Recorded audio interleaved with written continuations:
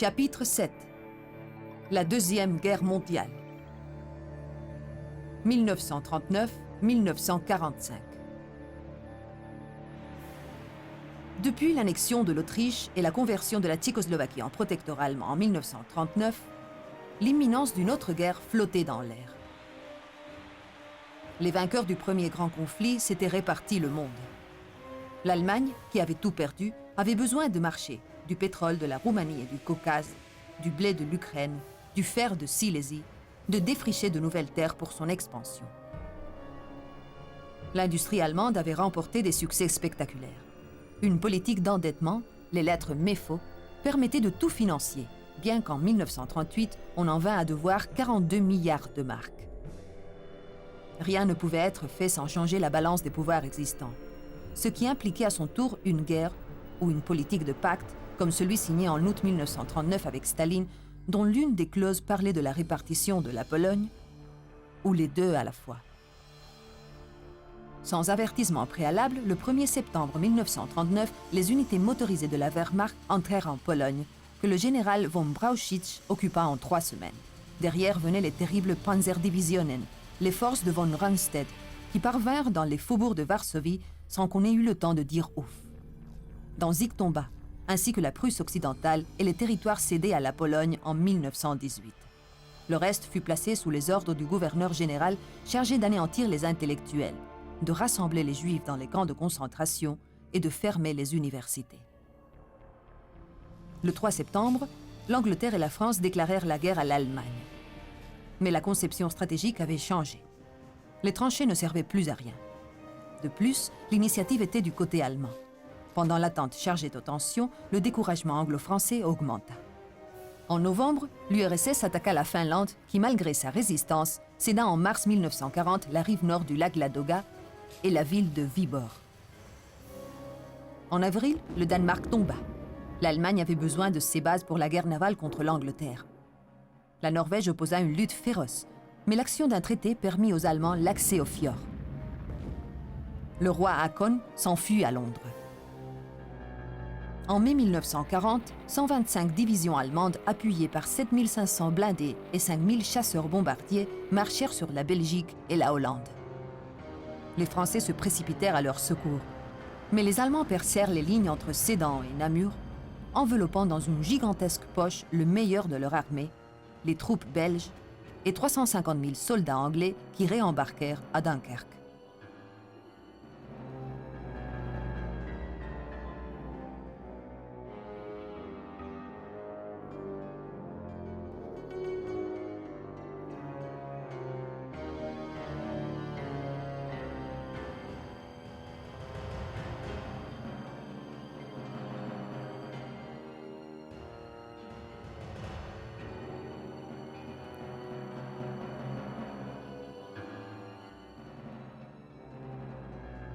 Quelques jours après, la Belgique capitulait et Léopold III fut emprisonné par les nazis.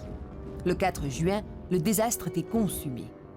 Les troupes allemandes brisèrent la ligne de la Somme, organisée à toute allure par le maréchal français Weygand, et les divisions blindées de Guderian passèrent à leur guise.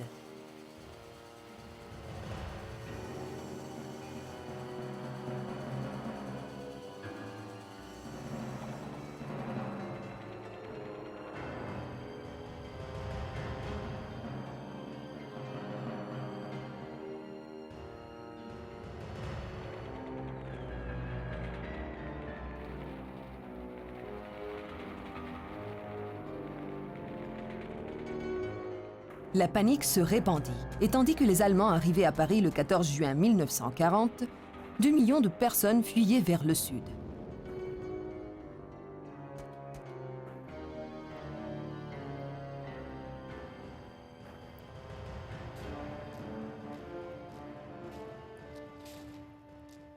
On craignait que Paris ne subisse le même sort que Varsovie et Amsterdam, anéantis par la Luftwaffe, l'artillerie lourde et les tanks.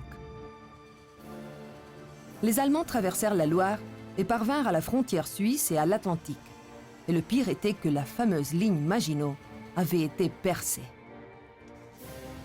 C'est à ce moment-là que Mussolini déclara la guerre à la France. Il voulait s'approprier la ville de Nice, la Corse, la flotte et les colonies françaises. Après l'armistice, la France fut divisée. Le chef du gouvernement, Paul Reynaud, ayant donné sa démission, c'est le maréchal Pétain qui signa la défaite. Hitler, accompagné de Keitel et de Göring, se présenta à la gare de Compiègne où la reddition fut signée dans le même wagon où les Allemands avaient donné leur soumission en 1918. De Gaulle fonda le Comité national de la France libre. Tout le monde pensait que la guerre s'achèverait rapidement, étant donné que l'Angleterre paraissait incapable de s'imposer à la machine allemande.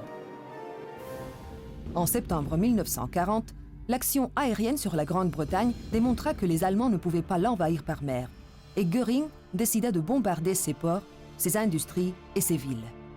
Tel fut le rythme de la vie au cours des années 40 et 41. En une nuit, Coventry pouvait disparaître, ou le centre de Londres pouvait être réduit à des décombres. Le plan d'invasion, ou opération Félix, qui envisageait d'occuper Gibraltar, fut abandonné, car en Espagne, le général Franco refusa de collaborer.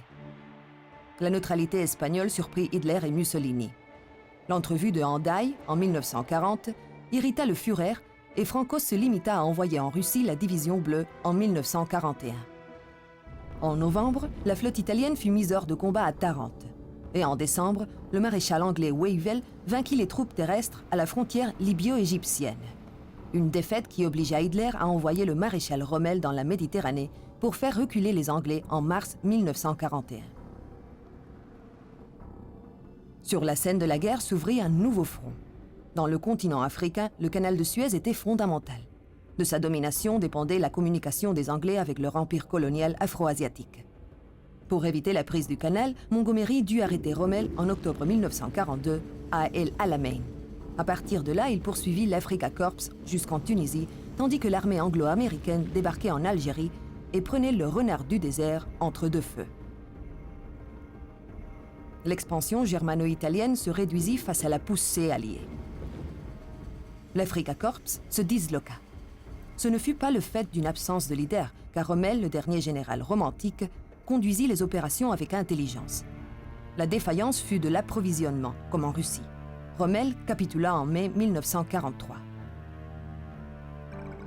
Sans ces succès, il n'aurait pas été possible qu'en juillet 1943, 200 000 soldats alliés débarquèrent en Sicile sous les ordres de Montgomery et de Patton, tel que Roosevelt et Churchill l'avaient décidé d'un commun accord lors de leur entrevue à Casablanca au mois de janvier de cette année-là. Une rencontre où il fut décidé également d'intensifier la lutte anti-sous-marine et les bombardements sur des objectifs civils allemands. Les Alliés entrèrent à Palerme, et après le débarquement à Anzio, le sud de l'Italie fut conquis par les Alliés. Sous les ordres du général Alexander, s'amorça la marche vers Rome, prise en juin 1944. L'Italie se rendit, mais l'Allemagne se maintint dans la péninsule. Dans les Balkans, l'aide hongroise fit basculer la victoire du côté de Hitler. La Hongrie annexa une partie de la Transylvanie roumaine. Carol II abdiqua, tandis qu'Antonescu implantait un régime autoritaire. Les Allemands traversèrent le Danube et installèrent leur division en Bulgarie. L'Holocauste juif planait à l'horizon, et une nuit de novembre 1938, la Kristallnacht, les synagogues furent incendiées, les cimetières profanés, et les industries et commerces mis à sac, tandis que les assassinats et les arrestations se produisaient en masse. Quelques mois plus tard, la solution finale allait surgir. Le monde savait ce qui était en train de passer. L'Angleterre accéléra le rythme de construction de bombardiers et de chasseurs. Ces Spitfire et ces Hurricanes allaient être appuyés par une arme secrète, le radar.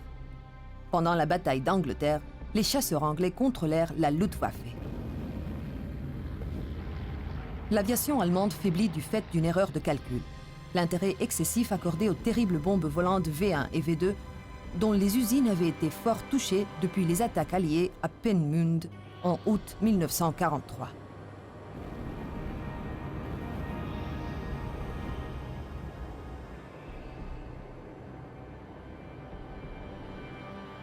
L'URSS aborda une étape de répression qui mit fin à la dissidence.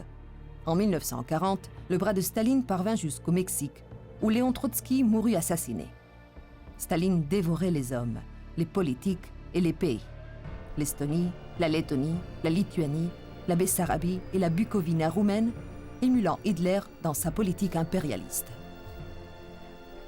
Mais l'entente entre ces deux tyrans commença à se dissoudre à partir d'un pacte tripartite en septembre 1940, moyennant lequel l'Allemagne, l'Italie et le Japon se répartissaient le monde dans le dos de Staline.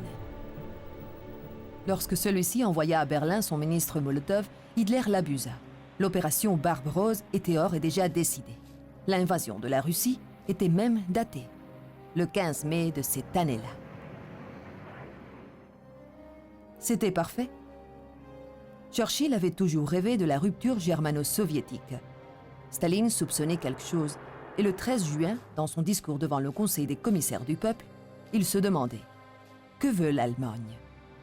Au matin du 22, il eut la réponse « La guerre ». Les Allemands avancèrent vers l'intérieur de l'URSS depuis la Pologne, occupant les États baltiques et expulsant les Russes de Pologne et de Bessarabie. La Wehrmacht se divisa en deux fronts. L'un menaça Leningrad, l'autre écrasa les Russes à Uman, en ouvrant aux Allemands toute l'Ukraine après le siège de Kiev en septembre 1941.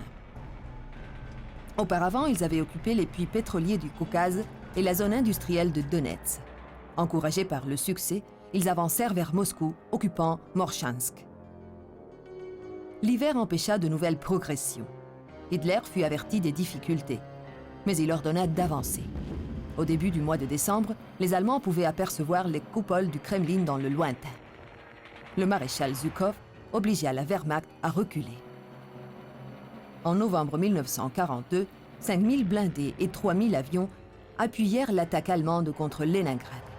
Les troupes soviétiques, dans un mouvement de tenaille, entourèrent les Allemands, les Hongrois et les Italiens, et von Paulus se rendit en janvier 1943. C'était le point d'inflexion, de non-retour. Les Allemands pressentirent, avec justesse, qu'ils venaient de perdre la guerre. Cependant, au début du mois de juillet, ils lancèrent une offensive à Kursk. Les Allemands perdirent à Orel et Bielgorod, le 4 août, une bataille décisive. Les généraux Koniev et Malinovski poursuivirent le maréchal von Mansfeld. En novembre, Kiev fut reprise et au printemps 1944, les Allemands abandonnèrent l'URSS à travers les frontières roumaines et polonaises. À ce stade de la guerre, l'alliance entre Staline, Churchill et Roosevelt était solide et il fut convenu d'une action conjointe contre l'Allemagne. Peu avant, Churchill et Roosevelt s'étaient réunis au Caire avec le généralissime chinois Chiang Kai-shek. Dans la mer du Nord, voie d'approvisionnement pour le front russe, la présence allemande était redoutable et la chasse contre ces cuirassiers fut constante.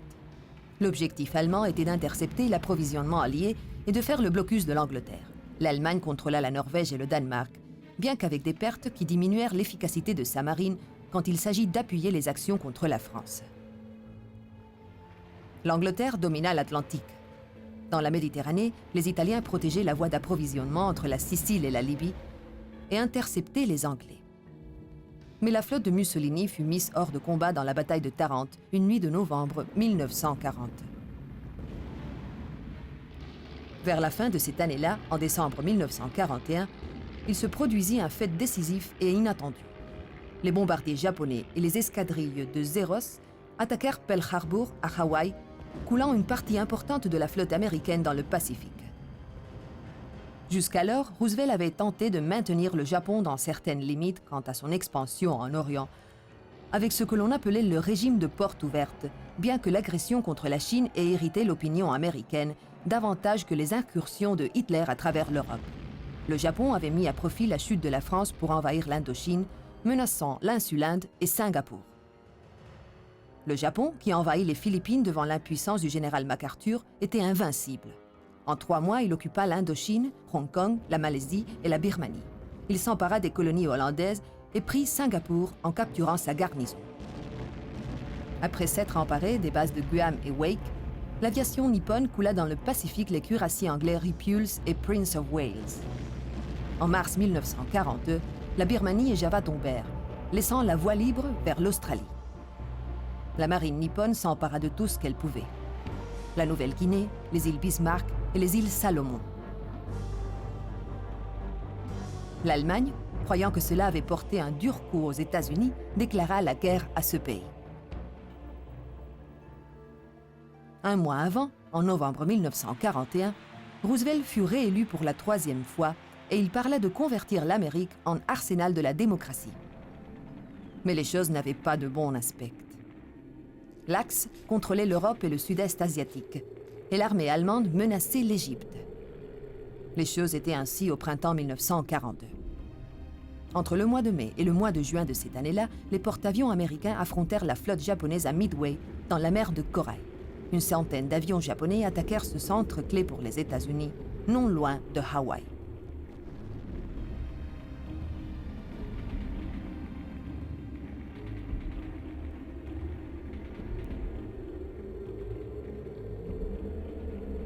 La réaction américaine détruisit 4 porte-avions japonais et une grande quantité de bateaux. Pendant les 2 années suivantes, les États-Unis récupérèrent la domination du Pacifique. Ce ne fut pas chose facile. Il fallut prendre les îles les unes après les autres. Dans le vaste front maritime européen, les sous-marins allemands dominaient les eaux anglaises, leur incursion parvenant jusqu'aux côtes américaines. Leurs attaques furent continues. En mars 1943, ils coulèrent plus de 850 000 tonnes. Les Alliés seuls ne pouvaient leur faire front qu'avec les chasses sous-marins munis de radars. En juin 1944, sous le commandement du général Eisenhower, la plus grande flotte alliée de l'histoire fut organisée. 5 000 bateaux et 6 divisions à bord partirent des ports anglais vers la Normandie. L'opération avait un nom codé, Overlord. Il ne fut pas aisé de tromper l'intelligence ennemie.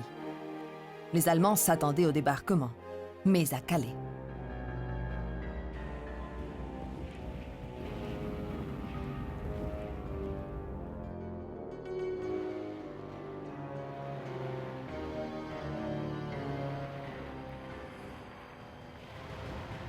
L'aviation appuya le débarquement dans les 5 têtes de plage, coordonnées par le général Montgomery. Les Américains, Omar Bradley et Dempsey, déployèrent la première armée américaine et la deuxième armée britannique. La Normandie fut un enfer jusqu'à ce que les Alliés s'emparèrent du port de Cherbourg. À la fin du mois de juillet fut déclenchée la grande offensive du général Patton, qui brisa le front allemand et laissa la voie libre vers Paris.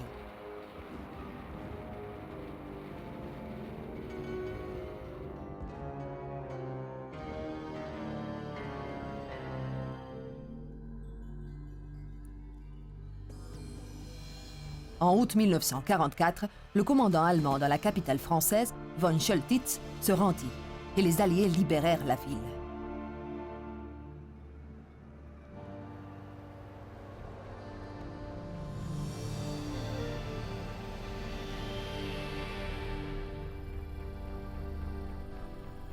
Le 3 septembre, les Anglais entraient en Bruxelles et Anvers. Les Alliés parvinrent au Rhin et le traversèrent au sud. À leur tour, les Russes libérèrent les Balkans. L'Allemagne résistait. En décembre 1944, le général von Rundstedt lança toutes ses forces dans une contre-offensive dans les Ardennes, un dernier effort pour sauver Berlin. L'opération fut sur le point de réussir dans la bataille de Bulge, mais les forces alliées résistèrent la poussée. La vie sous le nazisme était un cauchemar. Les camps de concentration, peuplés de juifs, de gitans, de Russes, d'enfants et de vieillards, travaillaient à plein rendement. Ces lieux avaient été convertis en usines de mort. Les victimes, ignorantes du sort qui les attendait, dépouillées de leurs vêtements, entraient dans les douches. Des orifices pratiqués dans le plafond émanait le gaz cyclone B, que l'on commença à expérimenter à Auschwitz en 1941. Les cadavres incinérés étaient transformés en savon. Roosevelt, Staline et Churchill devaient réorganiser le monde après la guerre. Une tâche qui fut mise sur pied à Yalta en février 1945, où il fut question de réorganiser la Pologne, des réparations de guerre, de la répartition de l'Allemagne, de la création de l'ONU. Roosevelt, qui avait commencé son 4e mandat, mourut le 12 avril 1945. Son rêve d'assister à San Francisco à la conférence des 5 nations signataires de la Charte de San Francisco le 25 avril fut brisé. Harry S. Truman prêta serment comme nouveau président. La reddition se réalisa par étapes. En avril, les Alliés étaient arrivés à la frontière tchèque après la chute de Nuremberg et de Karlsruhe. Peu après, Munich tombait. Zhukov mit le siège à Berlin, qui capitula le 2 mai. Il y avait quelques jours que Hitler s'était suicidé dans son bunker de la chancellerie. La première capitulation eut lieu dans la ville italienne de Caserta, devant le général Alexander. 1 million de soldats allemands déposèrent les armes. Le 4 mai 1945, l'amiral Friedeburg se rendit. Et la cessation finale des hostilités fut réalisée par Dönitz et le haut commandement allemand à la caserne générale de Eisenhower, une petite école de Reims, le 7 mai. Et 2 jours plus tard, à Berlin. Le 28 avril, les partisans avaient fusillé Mussolini et sa maîtresse, Clara Petacci, à Dorgo, près de Côme, lorsqu'ils s'enfuyaient en Suisse. En février 1944, les îles Marshall et la base de Truk, dans les Mariannes, furent reprises. Quelques mois après, Guam tombait. La bataille du golfe de Leyte, sur la côte orientale des Philippines, signifia la fin. Et le 4 février 1945, les Américains entrèrent dans Manila. De Iwo Jima, on sauta à Okinawa. Le haut commandement japonais pensa accepter alors la reddition. Un fait terrible les contraint à le faire entre le 5 et le 9 août 1945. La bombe atomique lancée sur Hiroshima et Nagasaki. Personne ne put entendre de détonation. Après une lumière intense, il se produisit une chaleur terrible qui ne dura que quelques instants. Tout fondit. Les personnes les plus proches de l'explosion furent volatilisées. Il se produisit un ouragan qui propagea le feu partout, à une vitesse de 1200 km/h. Ensuite, il tomba une pluie noire qui recouvrit tout. Il ne resta rien dans un rayon d'1 kilomètre. Entre les 2 villes, ce furent 140 000 personnes qui périrent. Le 2 septembre, à bord du cuirassier Missouri, dans la baie de Tokyo, le ministre japonais Shugimitsu reconnut la défaite devant le général MacArthur. Les femmes avaient participé au conflit et à son terme, elles s'incorporaient à la vie publique en participant avec un élan peu commun à tout type de sport. La mode continua à accaparer l'intérêt des femmes, spécialement la haute couture, les manteaux de fourrure et les maillots de bain. Le cinéma atteint sa maturité. Hitchcock, poursuivant sa ligne de suspense, avait produit sur les écrans L'Inconnu du Nord Express, qui représenta le plus grand succès de sa période anglaise et son point de départ pour Hollywood. Il devait encore tourner Soupçon avec Cary Grant et Jean Fontaine. En 1940 fut tourné The Great Dictator, premier film parlant de Charlot, où il ridiculisait Hitler. Le cinéma donna des films magistraux tels que Citizen Kane, premier film d'Orson Welles. Et en 1942, Humphrey Bogart et Ingrid Bergman tournèrent Casablanca, film où son réalisateur, Michael Curtiz, reflétait la nature des temps. La guerre, l'amitié, l'amour. Walt Disney réalisa l'une de ses meilleures œuvres, Bambi, où les dessins animés se convertirent en un véritable chef-d'œuvre. Pour le monde de la pensée, le Troisième Reich avait représenté une rupture avec la littérature d'avant. Les grands s'exilièrent. Bertolt Brecht, dont le théâtre invitait à voir comme réel ce qui se passait sur la scène, fut le premier. En France, Saint-Exupéry publia Le Petit Prince. Une année après, Jean Cocteau signait L'Éternel Retour. Et Colette, l'écrivain la plus célèbre de son temps, écrivait des récits concis et délicieux. La littérature en langue anglaise continua dans la ligne des tendances précédentes. Thomas Eliot mettait l'accent sur les contacts entre religion, culture et poésie. Et Ernest Hemingway, après son expérience de la guerre civile espagnole, cherchait une solution aux problèmes de l'époque dans « Pour qui sonne le glas ». C'est maintenant que l'on allait voir, comme l'avait dit Clémenceau dans son discours de Verdun après la Grande Guerre, qu'après le terrible drame, il allait être très difficile de faire la paix. Trop de choses trop graves pour beaucoup de gens s'étaient passées dans un laps de temps trop court.